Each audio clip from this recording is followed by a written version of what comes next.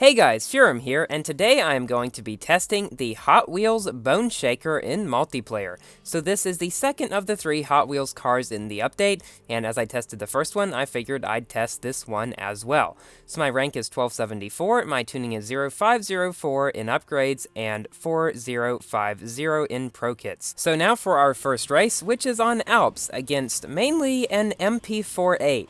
Which is extremely rare to see at this low of a rank, but a lot of people are being able to assemble it through getting enough blueprints, and then having no engines to upgrade it to where it is actually good in multiplayer. So the Bone Shaker can reach 227 miles per hour at this rank of 1274, which isn't all that great actually. I thought it would be better because of its low starting rank, but yeah, it's really not. Although it is better than this MP48's by at least a few miles per hour. And because of that, I have now managed to pass him. So this car has kind of a bad nitro efficiency. It's below average certainly, and it makes it necessary to run extra tanks, which again decreases its usefulness in multiplayer. However, I do really like how it looks, with the flames on the side and the flames on the side of the spoiler and the big skull on the front.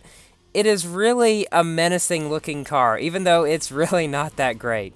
So we are coming to the end of the first lap, and I have just managed to pull further and further away from this MP48. Not too quickly, but it's certainly enough to pull out the win, even with the MP48's much better acceleration. So he was a 1252 MP48, which is very close to stock rank, if not stock completely. So you may be thinking, well, this car's not so bad, you got first at least. Yeah, wait till you see an SLK, a TVR Cigaris, a Range Rover, and an M14A all in one race, all of which are faster than me at this rank by at least 10 to 15 miles per hour. Yeah, the SLK by nearly 100 miles per hour, no joke. Speaking of the SLK, I have upgraded it to a rank of 1248 with a tune of 0400, 5050, and 0800 in the Elite tuning. This is Dr. Hillusion's old tune, and I have recorded 9 races in it. I will be making a video soon of those 9 races, played sequentially. And it is really an amazing tune. My next step will be to max top speed to be at a rank of 1285, and I'll test that as well. So we are all the way back to 4th place. The Cigaris M14A and SLK are ahead of us. Now the Range Rover, which is very overranked at this rank, is still a lot faster than us by about 15 miles per hour or so. And he is catching up very quickly. And I ran extra tanks in all of the races in this video just because the car would be even worse without it. And yeah, I just wanted to make it as good as it could be at this rank, which, as you can tell from this race, still isn't very good at all. Oh, and by the way guys, this was my 150th car. Yeah, it's not a great one to be for a 150 milestone, but, well, it's what I got. So, this Range Rover has caught up to us, and soon he will begin to pass us as well. And coming up here, just as we come up to the lap 2 sign, I try to squish him to the side, but he manages to go past, and I'm in 5 out of 6 position, behind cars that I am not going to catch up to even if they make a mistake. So, yeah, they just got further and further ahead, and the poor Bone Shaker ended up coming in 5th. Oh yeah, and to add to it, this was terrible matchmaking as well. I was a 1274, and almost everyone else in the race was above 1300 by a lot. This is what happens when you don't risk points, and I can't since I'm free racing. So now we have a race on Tokyo against a BMW M2 and a bunch of other cars which are slower.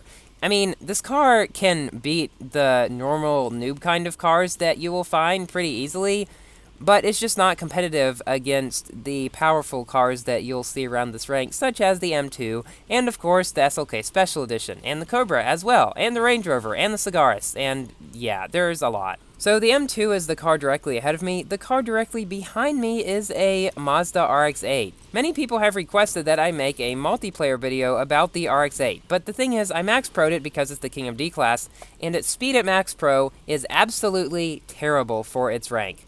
And when multiplayer tuned, it's not that great either, even though it is elite and starts at a fairly low rank.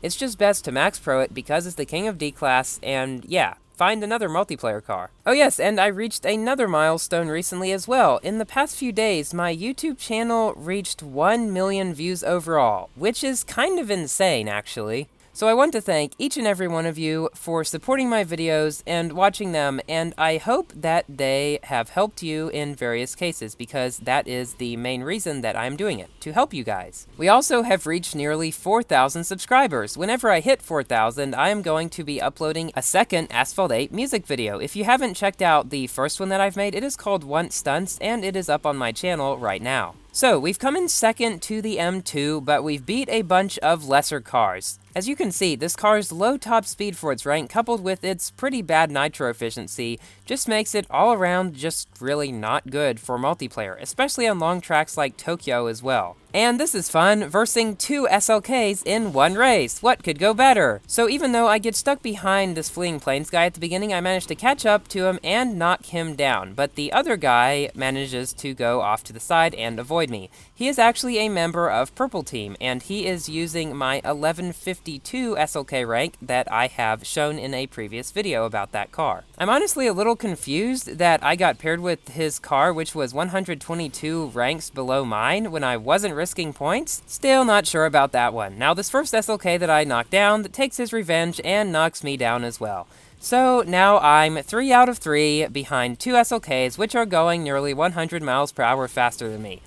Literally, there is no hope, unless they wreck like 5 times, which is probably not going to happen, since SLK drivers are usually pretty skilled. So, which one of the 3 Hot Wheels cars added to Asphalt 8 do you think looks the best? I know the Twin Mill has not been released yet, but you can probably find pictures of it. I personally think the Bone Shaker looks the best out of the 3. Now here one of the SLKs wrecked, and I thought I had a chance maybe, but then I tried to flat spin and I barrel rolled instead, and thus got put on my top, and yeah, GameLoft hated me in this race. In the second lap of this race, the SLKs just got further and further and further ahead, which is expected, so I came in last. But I did help the fellow Purple Team member come in first by knocking down that other SLK Special Edition. So yeah, I'm glad I played this race with him. Now for our final race, which is really an intense race on Sector 8 against primarily 2 Donkervorts. Yeah, if a race is intense against 2 Donkervorts, you know the car that I'm testing is pretty bad. And this car has terrible drift radius as well, coupled with its low top speed and terrible nitro efficiency.